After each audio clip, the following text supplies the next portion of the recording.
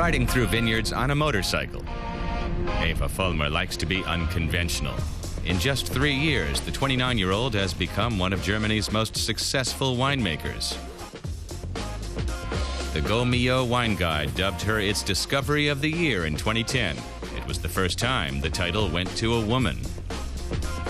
I'm putting a lot into this venture. It's a new vineyard, so I have nothing to lose.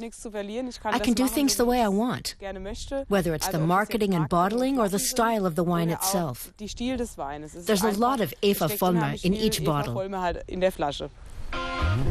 Her family has owned the vineyards for a long time, but until 3 years ago, they still gave their grapes to a growers' cooperative.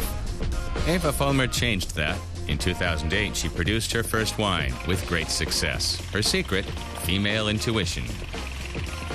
Is this wine the way I had imagined it? Does it need more time to mature? Can I bottle it now or can I wait? It's a bit like having a small child whose development you're trying to monitor and control. Eva set up her wine cellar on her parents' farm. It's small but modern. She says you don't always need a long-standing tradition to make good wine. I'm quite satisfied with this wine here. It's a Silvaner selection. It can mature a bit longer in casks. Then it'll be bottled in September. Even though her parents weren't vintners, Eva Vollmer was interested in winemaking early on.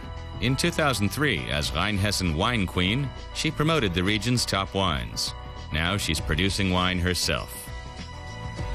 With training in wine production, a diploma, and soon a doctorate, Eva has secured her place in what was once a domain dominated by men.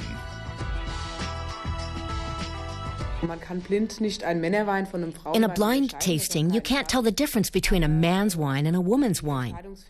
I think the evaluation process is different. Women do it with more emotion. At least that's what I've noticed. 50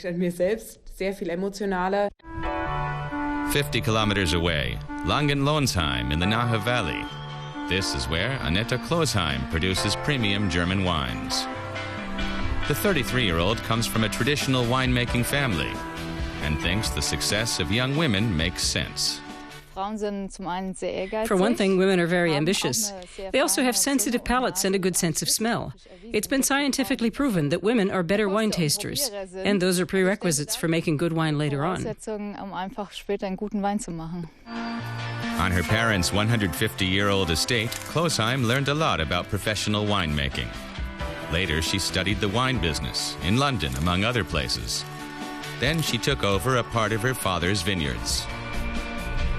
He didn't immediately fling his arms around my neck. At first he was very skeptical and kept a critical eye on what was going on in the vineyards.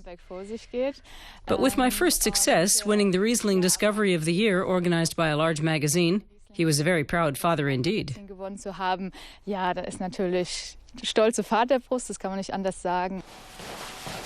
Annette Klosheim wants to reach new target groups with her wines. For instance, young people who are intimidated by the knowledge of wine connoisseurs. So, in tastings, she avoids the abstract jargon used by aficionados.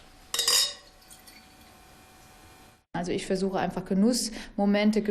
try to point out opportunities for enjoying wine. I give them recipes to go with the wine, for example. Those are just small aspects in which I go my own way. Or take labeling. Mine is definitely more modern, lighthearted, and livelier. That's in order to attract young people in particular. 2 women, 2 concepts, and 1 all-consuming passion with unconventional methods. Annette Klosheim and Eva Vollmer are both working on their next premium wine.